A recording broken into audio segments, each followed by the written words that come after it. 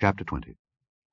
And David fled from Naioth in Ramah, and came and said before Jonathan, What have I done, and what is mine iniquity, and what is my sin before thy father, that he seeketh my life? And he said unto him, God forbid, thou shalt not die. Behold, my father will do nothing either great or small, but that he will show it me. And why should my father hide this thing from me? It is not so. And David sware moreover, and said, Thy father certainly knoweth that I have found grace in thine eyes. And he saith, Let not Jonathan know this, lest he be grieved. But truly, as the Lord liveth, and as thy soul liveth, there is but a step between me and death. Then said Jonathan unto David, Whatsoever thy soul desireth, I will even do it for thee. And David said unto Jonathan, Behold, tomorrow is the new moon, and I should not fail to sit with the king at meat. But let me go, that I may hide myself in the field unto the 3rd day at even. If thy father at all miss me, then say, David earnestly asked leave of me that he might run to Bethlehem his city, for there is a yearly sacrifice there for all the family. If he say thus, It is well, thy servant shall have peace. But if he be very wroth, then be sure that evil is determined by him. Therefore thou shalt deal kindly with thy servant, for thou hast brought thy servant into a covenant of the Lord with thee. Notwithstanding, if there be in me iniquity, slay me thyself. For why shouldest thou bring me to thy father? And Jonathan said, Far be it from thee. For if I knew certainly that evil were determined by my father to come upon thee, then would not I tell it thee? Then said David to Jonathan, Who shall tell me? Or what if thy father answer thee roughly? And Jonathan said unto David, Come, and let us go out into the field. And they went out, both of them, into the field. And Jonathan said unto David, O Lord God of Israel, when I have sounded my father about tomorrow any time, or the 3rd day, and behold, if there be good toward David, and I then send not unto thee, and show it thee, the Lord do so, and much more to Jonathan. But if it please my father to do thee evil, then I will show it thee, and send thee away, that thou mayest go in peace. And the Lord be with thee, as he hath been with my father. And thou shalt not only, while yet I live, show me the kindness of the Lord, that I die not, but also thou shalt not cut off thy kindness from my house forever. No, not when the Lord hath cut off the enemies of David, every one from the face of the earth. So Jonathan made a covenant with the house of David, saying, Let the Lord even require it at the hand of David's enemies. And Jonathan caused David to swear again, because he loved him, for he loved him as he loved his own soul. Then Jonathan said to David, Tomorrow is the new moon, and thou shalt be missed, because thy seat will be empty. And when thou hast stayed 3 days, then thou shalt go down quickly, and come to the place where thou didst hide thyself, when the business was in hand, and shalt remain by the stone Ezel.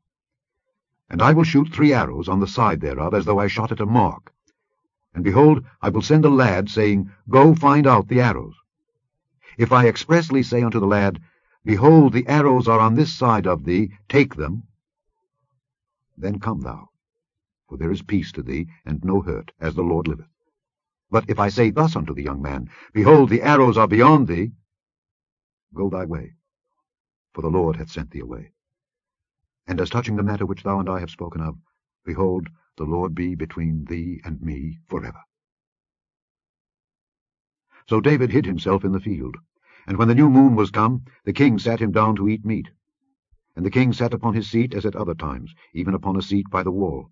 And Jonathan arose, and Abner sat by Saul's side, and David's place was empty. Nevertheless Saul spake not anything that day, for he thought, Something hath befallen him.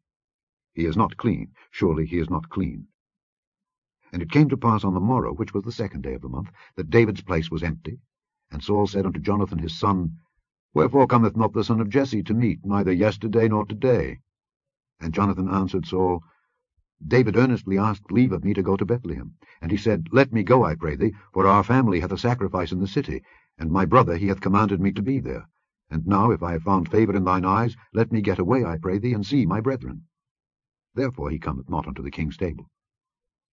Then Saul's anger was kindled against Jonathan, and he said unto him, Thou son of the perverse rebellious woman, do not I know that thou hast chosen the son of Jesse to thine own confusion, and unto the confusion of thy mother's nakedness? For as long as the son of Jesse liveth upon the ground, thou shalt not be established, nor thy kingdom. Wherefore now send and fetch him unto me, for he shall surely die. And Jonathan answered Saul his father, and said unto him, Wherefore shall he be slain? What hath he done? And Saul cast a javelin at him to smite him, whereby Jonathan knew that it was determined of his father to slay David.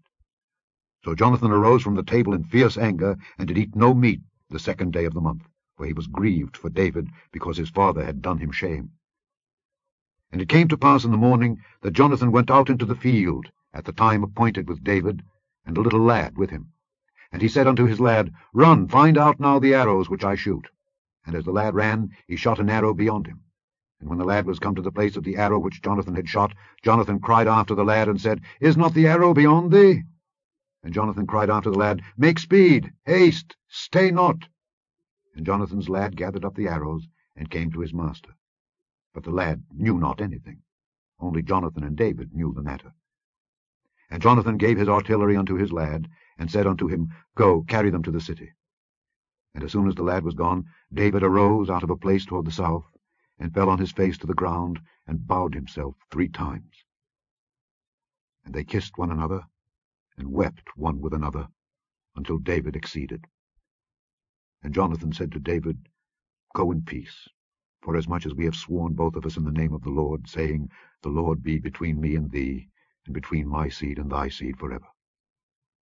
And he arose and departed, and Jonathan went into the city.